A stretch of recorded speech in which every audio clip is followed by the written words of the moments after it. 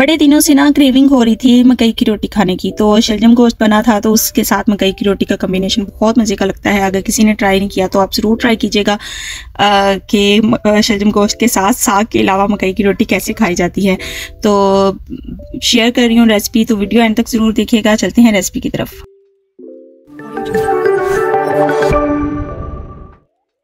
बिस्मिल्लाहिर्रहमानिर्रहीम, अस्सलाम वालेकुम यूट्यूब फैमिली। तो कैसे आप सब लोग, उम्मीद है सब खैरियत से होंगे। तो यहाँ पे हमारे पास जो है ना वो 2 कप जो है वो मकई का आटा है, और ये बिल्कुल सिर्फ मकई का आटा है। इसमें कोई किसी आटे का जो है ना वो हमने ऐड नहीं किया।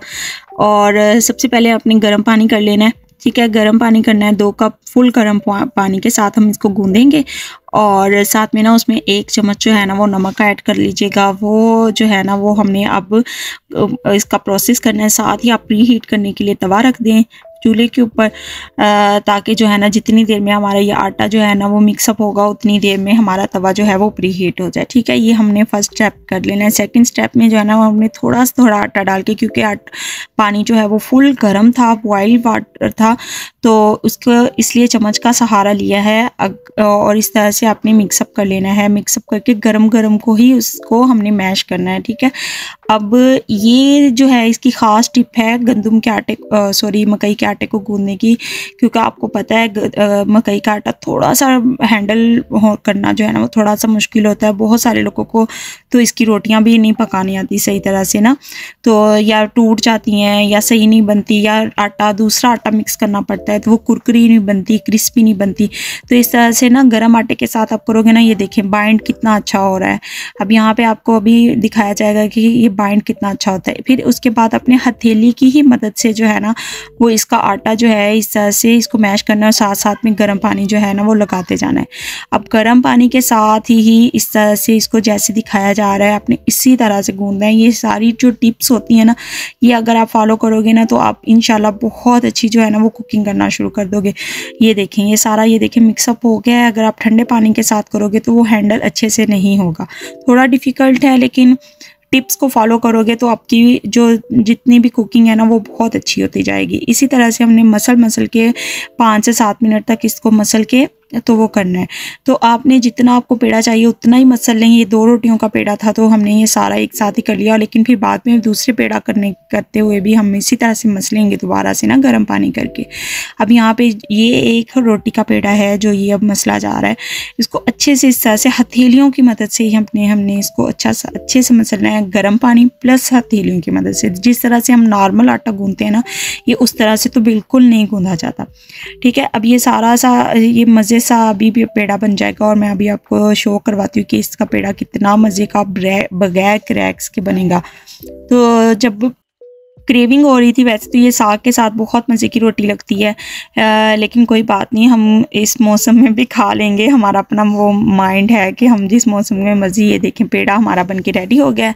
अब हमने क्या करना है, सेकंड स्टेप में हमने करना है, नीचे आप बटर पेपर बिछा लें, या फिर हमने ये जो घी का पैकेट होता है ना उसी को हमने दरमियान से कट लगा के उसी को उसके बेलन के ऊपर बिछा के हमने रोटी हाथों की मदद से इसको फैला लेना है। बेलन यूज़ नहीं करना।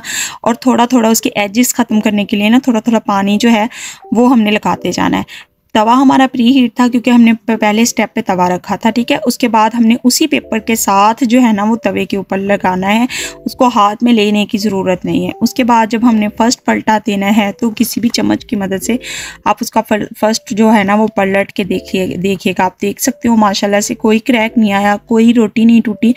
जैसी हमने बेली थी या जैसी हमने इसको बड़ा किया था वैसी की वैसी, और तवे के बराबर रोटी आ रही है। मतलब माशाल्लाह से साइज़ भी पूरा है और टूटी भी नहीं है रोटी, और बहुत क्रिस्पी रोटी बनती है और बहुत मज़े की बनती है। 2 दफ़ा जब आप पलट लें तो उसके बाद घी लगा लें। घी की आपकी अपनी मर्ज़ी है, ये देसी घी था, आप कोई सा भी घी लगा सकते हो, ऑयल लगा सकते हो, दोनों साइड्स पे लगा सकते हो। हमने सिर्फ एक साइड पे रखा क्योंकि हेल्दी वे में बनने जा रहा है, तो एक साइड पे ही रखा है।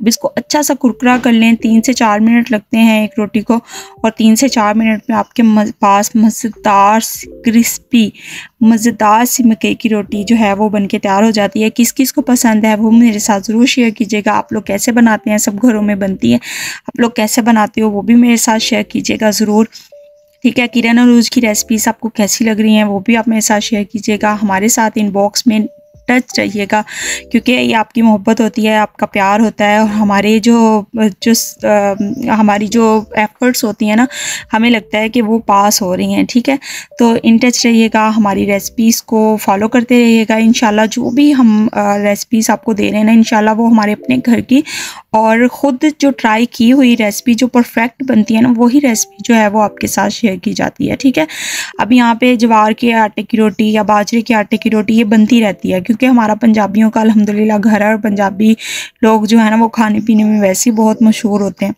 तो पंजाबियों में जो खाना है ना, वो थोड़ा सा उसका दस्तरखान माशाल्लाह से अल्हम्दुलिल्लाह भरा पूरा होता है। तो ये अगर किसी और आटे की रोटी सीखनी हो तो वो भी आप इनबॉक्स करके बता दीजिएगा। वैसे मेरे चैनल पे जो है ना वो मिस्सी रोटी भी आ चुकी है, साथ में प्याज वाला लच्छा पराठा भी आ चुका है, दूसरे लच्छे पराठे भी आ चुके हैं। तो अगर आप देखना चाहो, विज़िट करना चाहो, तो ऊपर लिंक में आई बटन में मैं लिंक दे दूँगी, वो आप ज़रूर चेकआउट कीजिएगा। और मज़े मज़े की रेसिपीज़ और सीखनी है तो आप कोई भी डिमांड करके भी बनवा सकते हो। तो मिलते हैं नेक्स्ट बहुत अच्छे किसी रेसिपी के साथ। अपना बहुत सारा ख्याल रखिएगा। अल्लाह हाफिज़।